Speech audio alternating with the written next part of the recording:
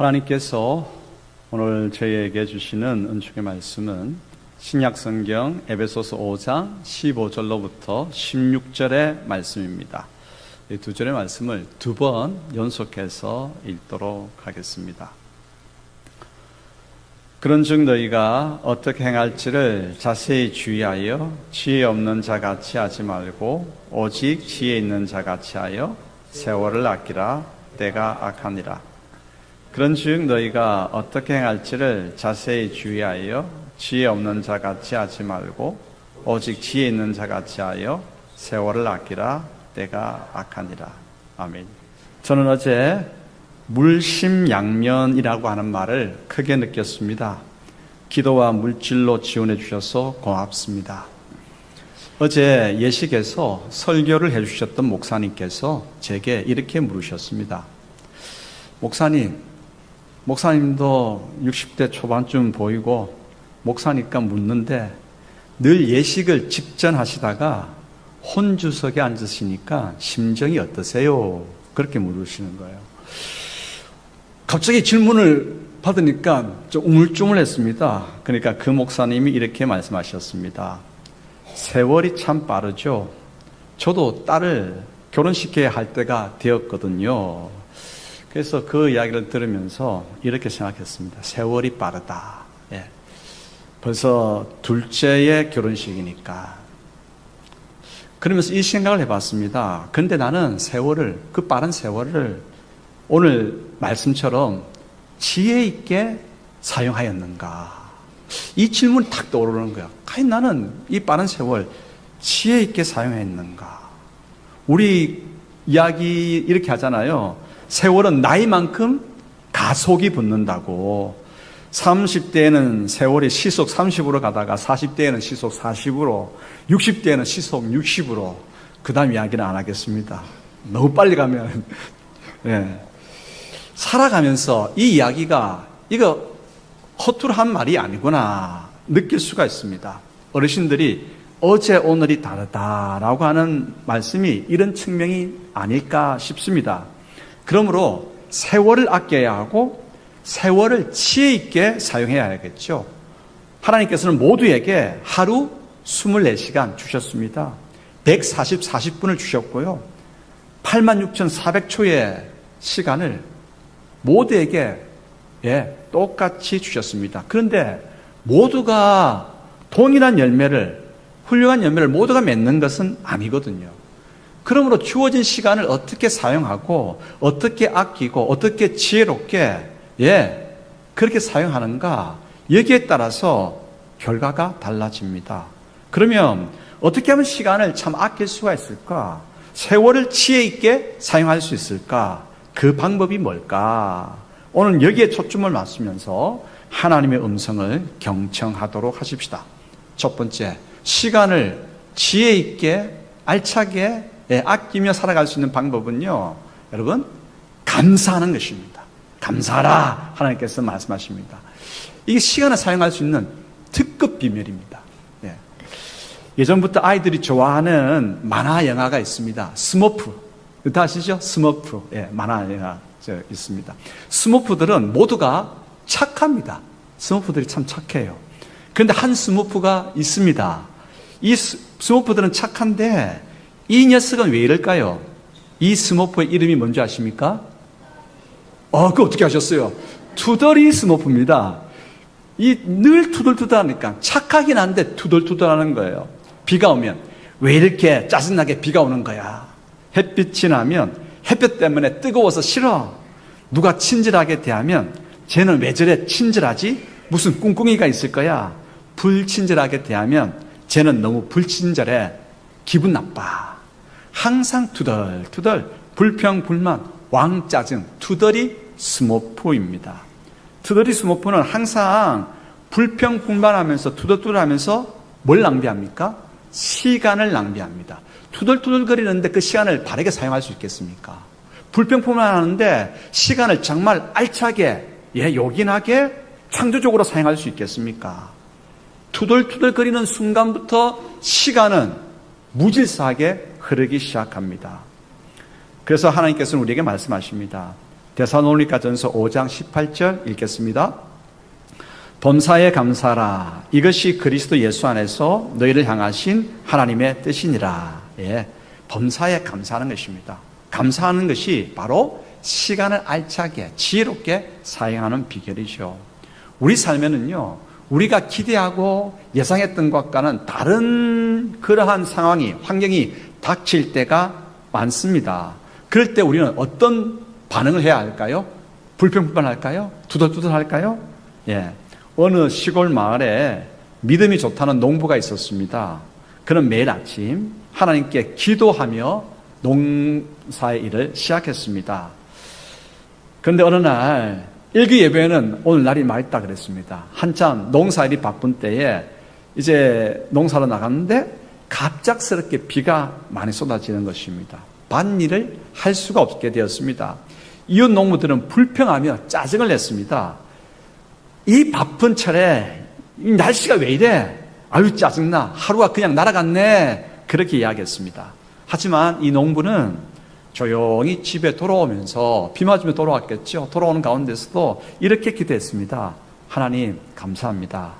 하나님께서 이 갑작스러운 비를 통해 가지고 쉬라고 쉼의 시간을 주신 것으로 아니까 감사합니다. 오늘은 가족과 함께 하겠습니다. 고맙습니다. 그래서 그날은 아내와 아이들과 정겹게 식사 나누고 이야기도 많이 하고 오래 미뤄두었던 농기구도 정비를 하고 그렇게 보냈습니다. 다음 날 날씨가 맑아졌습니다. 그런 누구보다도 잘 준비된 상태로 밭일을 시작했습니다. 매번 그렇게 감사하면서 모든 일들을 하니까 수확이 다른 농부들보다 월등히 풍성한 것입니다. 이 농부는 짜증 대신 감사를 선택함으로 시간을 낭비하지 않았고 시간을 선하게 사용했습니다. 감사는 단지 기분 좋은 감정만이 아니라 하나님께서 우리에게 주신 시간을 지혜롭게 사용하는 비법입니다. 감사하면요, 생각 전환이 잘 돼요. 예. 여러분 한번 그렇게 해보십시오. 지금 내가 화가 나고 짜증나는 그 일이 닥쳤어요. 그런데 감사해 보십시오. 감사해 보면 예, 생각이 전환이 잘 돼요. 그리고 감사하면 건강을 유지할 수 있습니다. 지금 여러 군데 쑤시고 결리십니까? 감사해 보십시다. 감사하면 혈액순환이 잘 됩니다. 감사하면 머리 회전이 잘 됩니다. 감사하면 지금의 환난을 잘 버텨낼 수 있습니다. 감사하면 기쁨을 증대할 수 있습니다. 감사하면 시간을 알차게 사용하게 됩니다. 감사하면 하나님의 음성을 더 선명하게 들을 수 있습니다. 그러므로 모든 일 범사에 감사하도록 하십시다. 특히 오늘이라고 하는 이 시간이 나에게 주어진 것에 대해서 정말 감사하십시다. 모두에게 86,400초 주어졌잖아요.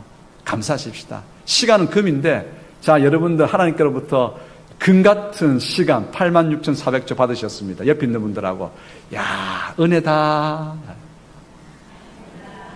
그렇죠? 그러므로 은혜다라고 하는 감사하면서 시작하는 것입니다. 감사하는 것입니다. 범사에 오늘이라고 하는 건 특별히 오늘이라고 하는 시간이 나에게 주어졌음에 대해서 감사하고 이 시간을 오늘이라고 하는 시간을 최선을 다해서 알차고 지혜롭게 사용해야 되지 않겠습니까? 오늘이라고 하는 시간은요, 어제 죽었던 사람이 그렇게나 살고 싶었던 시간입니다. 오늘을 너무나 소중한 하늘의 선물로 알고 감사하고 충실하게 살아가야 합니다. 인생은요, 오늘이 이어져서 이루어지죠. 하나님의 역사는 어디에서부터 출발합니까? 오늘이라고 하는 여기에서부터 출발합니다. 그러므로 오늘 나에게 이 시간이 주어진 것에 대해서 감사하고 감사하면서 모든 시간을 그렇게 갖고 가도록 하십시다. 두 번째 교훈입니다. 시간을 참으로 아끼고 지혜롭게 사용하는 비결. 두 번째는 알차고 의미 있게 살라. 하나님께서 말씀하십니다. 평생 시계 만드는 것을 업으로 삼은 분이 있었습니다. 그의 아들이 성인이 되었습니다. 성인식을 하면서 그는 아들에게 손수 만든 손목시계를 선물로 주었습니다. 그런데 그 시계는요, 특별한 면이 있었습니다.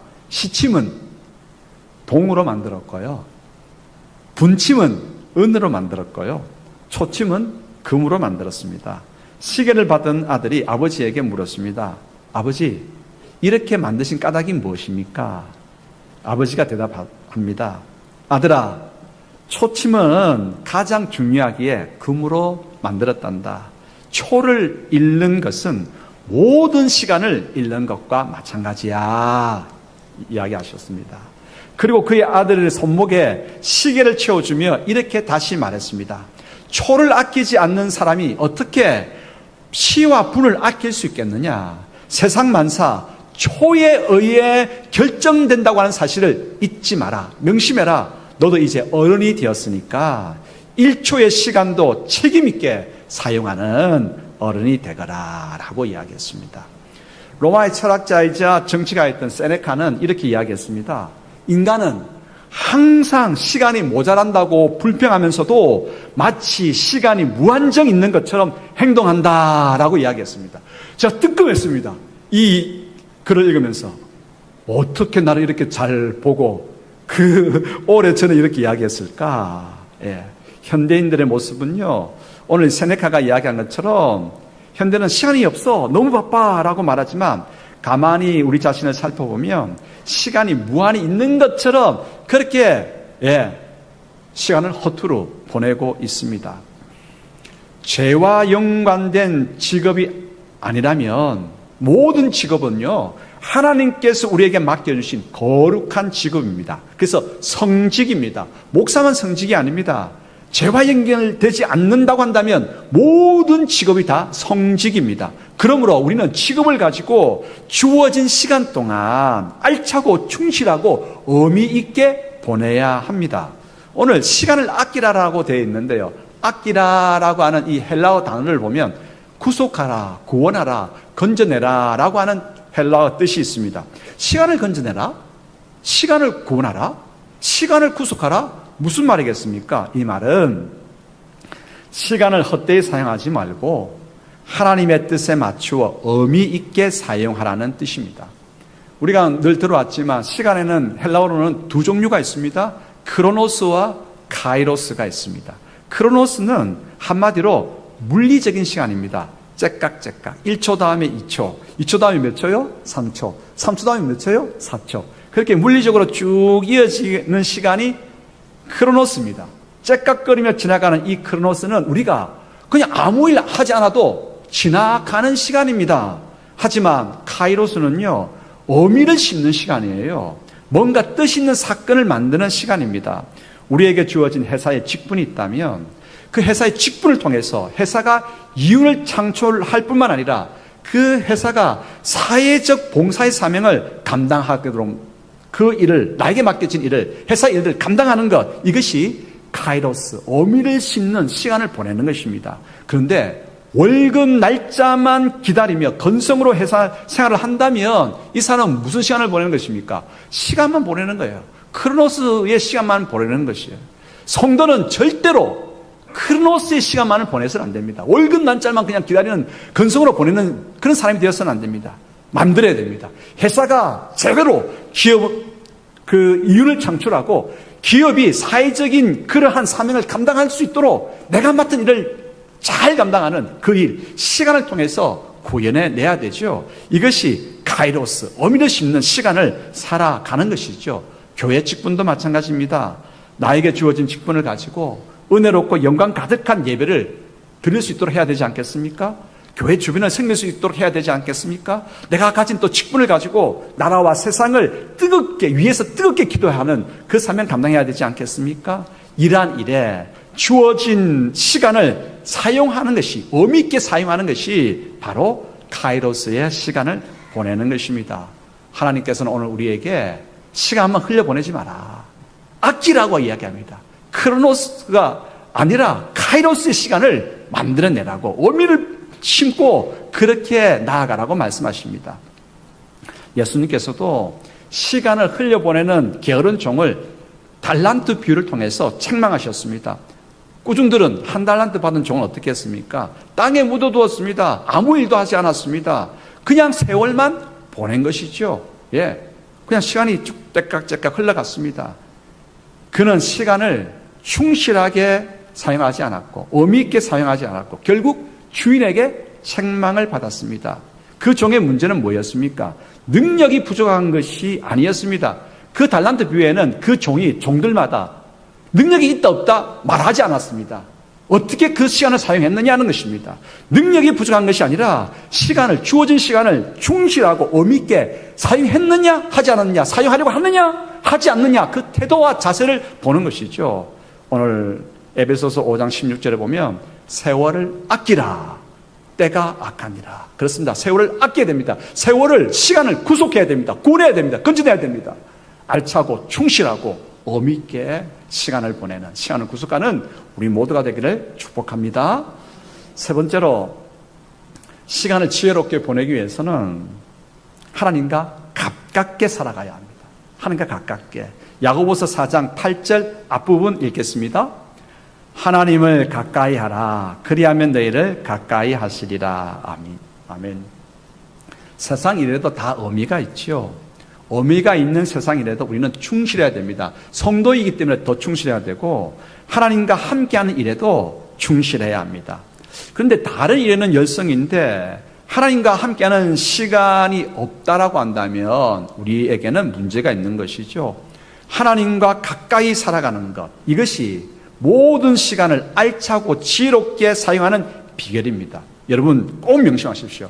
하나님과 함께하는 시간을 가장 먼저, 가장 중요하게 먼저 행하고 그렇게 중요한 자세를 가지고 행해 보십시오. 나머지 것들, 귀한 나머지 일들도 정말 잘 되고 질서 있게 조화롭게 이루어갈 수 있습니다. 그러므로 시간을 지혜롭고 우선순위에 맞추어서 잘 사용하고 열매를 맺게 되는 비결이 뭐냐?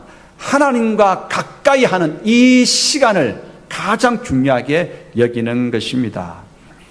하나님을 만나면 하늘로부터 지혜와 용기가 주어집니다. 그러므로 감당해야 할 일들 너끈하게 이루어갈 수 있습니다.